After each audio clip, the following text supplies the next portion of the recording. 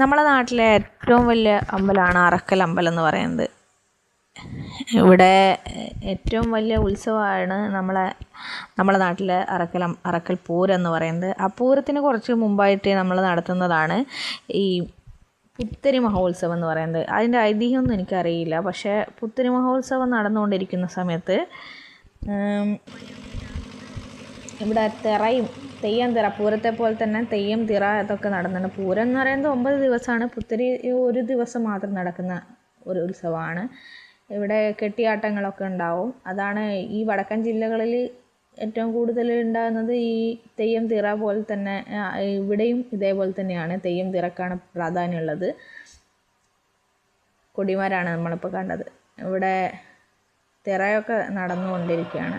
ഈ പ്രദേശവാസികൾ മാത്രമേ ഈ പുത്തരിക്കുണ്ടാവാറുള്ളൂ സാധാരണയായിട്ട്.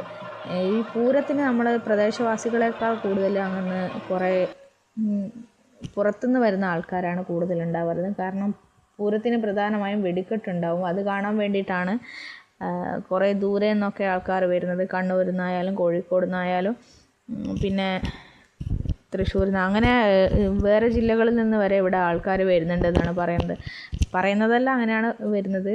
ഭയങ്കര തിരക്കായിരിക്കും പൂരത്തിൻ്റെ സമയത്ത്. ഇതേപോലെയൊന്നും ആയിരിക്കില്ല. ഇത് നമ്മൾ പ്രദേശവാസികൾ മാത്രം പങ്കെടുക്കുന്ന ഒരു ചടങ്ങാണ്. ഇവിടെ കോഴീനെ കുരുതി കൊടുക്കുക എന്ന് പറഞ്ഞില്ലേ, അതാണിപ്പം അവിടെ നടന്നുകൊണ്ടിരിക്കുന്നത്. ഇനി ഇത് കഴിഞ്ഞ് കഴിഞ്ഞാൽ നമുക്ക് ഗംഭീരമായിട്ടുള്ളൊരു വെടിക്കെട്ടും കൂടിയുണ്ട്. അത് ഞാൻ വീഡിയോയുടെ ലാസ്റ്റ് കൊടുക്കുന്നു.